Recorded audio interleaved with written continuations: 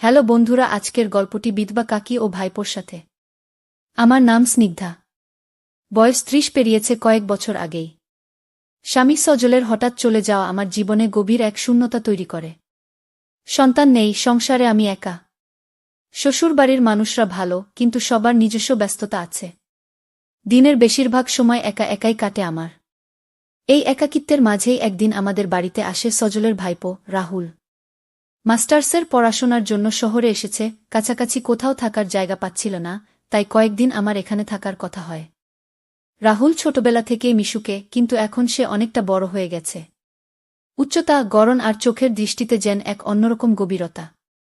প্রথম কয়েকদিন আমি তাকে আগের মতোই দেখেছি, এক আত্মীয়, এক ভাইপো হিসেবে। কিন্তু দিন গড়াতে শুরু করলে ওর আচরণ, সাহায্য করার আগ্রহ আর প্রতিটি কথার মাঝে যে যত্ন, তাতে আমার ভিতরটা কেমন যেন অদ্ভুতভাবে নড়ে উঠতে থাকে। একদিন সন্ধ্যায় বৃষ্টির পর হালকা হাওয়া বইছিল। আমি জানালার ধারে বসে বই পড়ছিলাম। হঠাৎ রাহুল এসে এক কাপ চা এগিয়ে দেয়। ওর চোখের দিকে তাকিয়ে আমি থমকে যাই। স্নিগ্ধ, গভীর দৃষ্টি। যেন অনেক না বলা কথা লুকিয়ে আছে। আমি কিছু বলার আগেই রাহুল হালকা গলায় বলে, কাকি, আপনি খুব একা হয়ে গেছেন, তাই না? আমি চুপ করে থাকি। ওর সেই কথাটাই যেন আমার সব আবেগ একসাথে ঢেলে পড়ে। সেদিন রাতে ঘুম আসে না। শুধু ভাবি, এই অনুভূতির নাম কি? এটা কি ভুল? নাকি নিঃসঙ্গ এক নারীর মন দুর্বল হয়ে পড়েছে? কিন্তু পরদিন সকালে যখন রান্নাঘরে রাহুল এসে হালকা করে আমার চুল সরিয়ে বলে, কাকি, আপনার পাশে আমি আছি।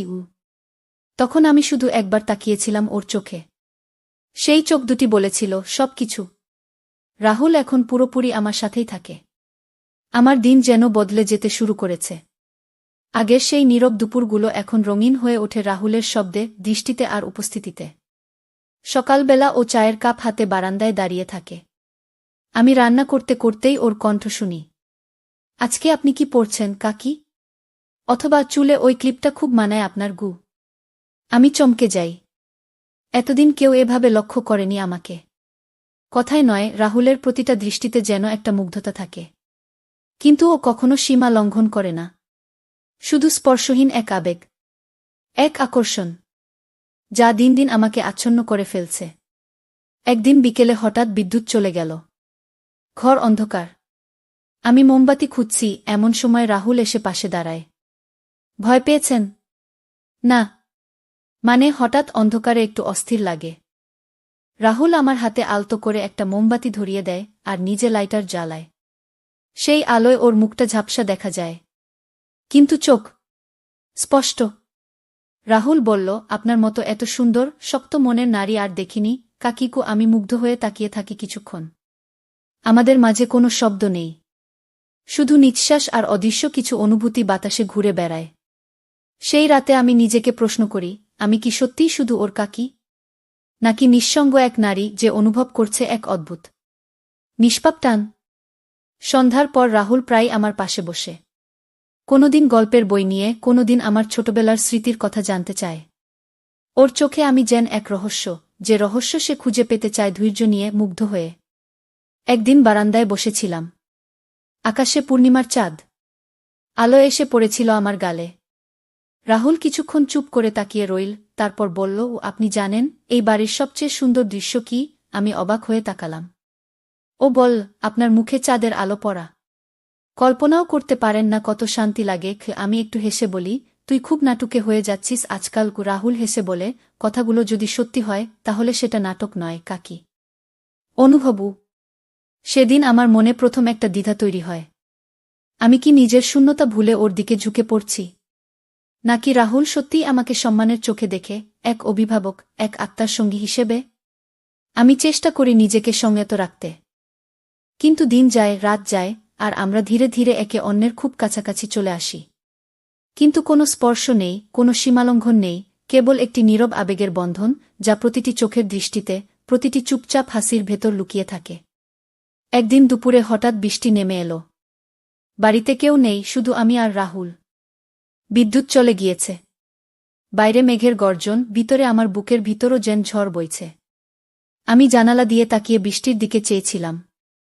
হঠাৎ পেছন থেকে রাহুল বলল, তুমি খুব একা হয়ে গেছ, তাই না? আমি কোনো উত্তর দিতে পারিনি। ওর কথার ভেতর যেন একটা অদৃশ্য কোমলতা ছিল। একটা সময় ছিল যখন এই প্রশ্ন কেউ করত না, কেউ বুঝত না। রাহুল ধীরে ধীরে আমার পাশে এসে দাঁড়ায়। খুব কাছ থেকে বলে, তোমার চোখের ভেতর যে শূন্যতা, সেটাকে আমি কষ্ট দিতে চাই না, পূরণ করতে চাই। আমার গলা শুকিয়ে আসে।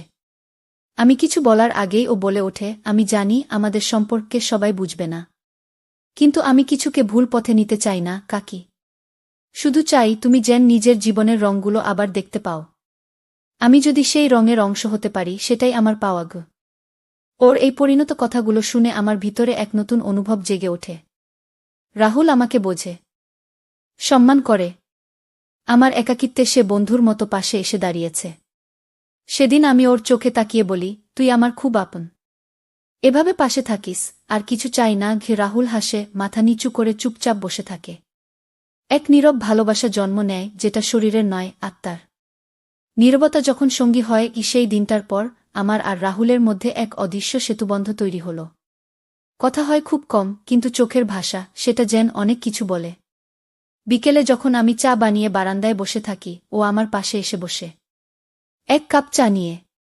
অনেক সময় কোনো কথা না বলেই শুধু বসে থাকে আমার পাশে। একদিন ও হঠাৎ বলল, তোমার মতো কাউকে আমি জীবনে আগে পাইনি। তুমি অনেক শান্ত, অনেক আপন। আমি হেসে বললাম, আমাকে নিয়ে এত ভাবিস না রাহুল। আমি অনেক কঠিন জীবন দেখেছি, এখন শুধু শান্তি চাই। রাহুল একটু থেমে বলল, তাই তো চাই সেই শান্তির ভাগিদার হতে। আমি তোমার জীবনে কারো জায়গা নিতে আসিনি, শুধু চেয়েছি তোমার পাশে একজন হয়ে থাকতে। ওর এই কথাগুলো আমাকে নাড়িয়ে দিল।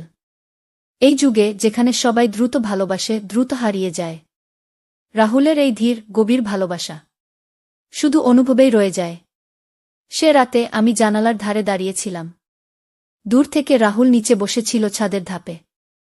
চোকাচোকি হল, কোনো কথা নয়, কোনো ছোঁয়া নয়, তবুও যেন সেই চাহনি অনেক কিছু বলে গেল। সন্ধ্যার আলোটা দিন দিন যেন আরও মলিন হয়ে আসছিল, কিন্তু আমাদের দুজনের মধ্যে এক অদ্ভুত উষ্ণতা তৈরি হচ্ছিল। না, সেটাকে কেউ দেখে বুঝতে পারত না, কিন্তু আমরাই বুঝতাম। কখন যেন ওর উপস্থিতি, ওর নিঃশ্বাস, ওর চুপচাপ পাশে বসে থাকা আমার দিনের শান্তি হয়ে উঠেছে। রাহুল এখন আর শুধু মাঝে মাঝে আসত না, প্রতিদিনই দুপুরের পর আসত, হয়তো কিছু ছুতো নিয়ে। কাকি, তোমার হাতের দুধ চা না খেলে মনটাই খারাপ থাকে। বা কখনো, আজ একটু তোমার সাথে ছাদে বসব, অনেক কথা জমে গেছে। আমার মুখে মুচকি হাসি থাকত, কিন্তু ভিতরে ভিতরে যে অজানা অনুভব, সেটা আমি নিজেও আর লুকাতে পারতাম না। একদিন ছাদে বসে হঠাৎ রাহুল বল, তুমি জানো, তুমি আমার জীবনের সবচেয়ে নিরাপদ জায়গা হয়ে উঠেছ। তোমার পাশে এলে মনে হয় সময় থেমে যায়। আমি কিছু বলিনি, শুধু তাকিয়েছিলাম ওর চোখে। সেই চাহনিতে কোনো আগ্রাসী দাবি ছিল না, ছিল শুধু অগাধ শ্রদ্ধা আর একটা গভীর ভালোবাসা। হঠাৎ হাওয়া বইল, আমার ওড়নাটা ওর গায়ে এসে পড়ল। রাহুল ধীরে সেটি সরিয়ে দিয়ে শুধু বলল, তোমার স্পর্শে আমার আত্মা শান্ত হয়ে যায়। আমার দৃষ্টির আড়ালে একটা অশ্রু জমেছিল, কারণ আমি জানতাম এই সম্পর্কটাকে কোনো নাম দেওয়া যাবে না, তবুও এটাও জানতাম এই অনুভবটাই ছিল আমার জীবনের সবচেয়ে সত্য অনুভব। যা বলা হয় না, তারই তো সবচেয়ে বেশি মানে হয়। সেদিন ছিল এক নির্জন দুপুর। আমি রান্নাঘরে বসে ভাত ঘুরছিলাম আর জানালার ফাঁক দিয়ে তাকিয়ে দেখছিলাম রাহুলকে। ছাদে দাঁড়িয়ে ও একমনে আকাশের দিকে তাকিয়েছিল। কে জানে কি ভাবছিল। আমার মনে হচ্ছিল আমরা কেউই কিছু বলিনি এখনো, কিন্তু প্রতিটা দিনের প্রতিটা নিঃশ্বাসে আমরা একে অপরকে অনুভব করছি, নামহীন এক সম্পর্কে। হঠাৎ রাহুল নিচে নেমে এল, চোখে এক অদ্ভুত স্থিরতা। সে বলল, তুমি যদি চাও আমি দূরে সরে যাব, কিন্তু যদি বলো তোমার পাশে থাকি, তাহলে সারা জীবন শুধু ছায়া হয়ে পাশে থাকব, কোনো দাবি ছাড়াই। আমি স্তব্ধ হয়ে গেলাম। এতটা গভীর অনুভবের কথা আমি কখনো শুনিনি। আমি ওর হাত ছুঁয়ে বললাম, তুমি ছিলে, আছো, থাকবেই, কিন্তু আমাদের এই অনুভবটাকে সম্মান দিয়ে এগোতে হবে। কোনো লুকোনো পথে নয়, নিজেরা জানি আমরা কি, তাই অন্যদের বোঝানোর দায় নেই। রাহুল শুধু হাসল, একটা শান্ত তৃপ্তির হাসি। সেদিনের পর আমাদের সম্পর্কটা বদলালো না, শুধু আরও পরিণত হয়ে উঠল। কেউ জানো না আমাদের মনের কথা, কিন্তু আমাদের মাঝে প্রতিটি মুহূর্তের নীরবতা হয়ে থাকল একটা গভীর ভালোবাসার প্রতিচ্ছবি। দিন গড়িয়ে যায়, আমাদের জীবনের হিসেবগুলো একসময় স্থির হয়ে যায় কিছু চুপচাপ সিদ্ধান্তে। রাহুল নিজের জীবনে অনেক কিছু গুছিয়ে নেয়। আমি কাকি হয়ে থেকেও ওর জীবনে একটা নীরব আশ্রয় হয়ে থাকি, না কোনো সমাজের স্বীকৃতি, না কোনো সম্পর্কের ঘোষণা। তবুও ওর প্রতিটা বিজয়ের দিনে, পরাজয়ের রাতে আমিই ছিলাম ওর পাশে। আমরা দুজনেই জানতাম এই ভালোবাসার নাম নেই, অথচ এর ওজন অনেক। অনেক বছর পর এক সন্ধ্যায় রাহুল আমার পাশে বসে বলল, তুমি যদি না থাকতে আমি কখনো এত দূর আসতে পারতাম না। তুমি হয়তো শুধু আমার কাকি, কিন্তু আমার কাছে তুমি ছিলে সাহস, বন্ধুত্ব, ভালোবাসা, সবকিছু। আমার চোখে জল এসে গেল, কিন্তু আমি কিছু বলিনি। শুধু ওর কাঁধে মাথা রেখে চুপচাপ বসে রইলাম। সেদিন থেকে বুঝে গেছিলাম, ভালোবাসা সবসময় পেতে হয় না, ভালোবাসা অনেক সময় শুধু থেকে যাওয়ার নাম। তো বন্ধুরা, ভিডিওটি ভালো লাগলে কমেন্টে জানাবেন। এই রকম ভালোবাসার গল্প শুনতে চাইলে চ্যানেলটা সাবস্ক্রাইব করুন এবং পাশে থাকুন আর আপনার বেল আইকনটা বাজিয়ে রাখুন, যাতে নতুন ভিডিও আপলোড করা মাত্র আপনারা দেখতে পারেন।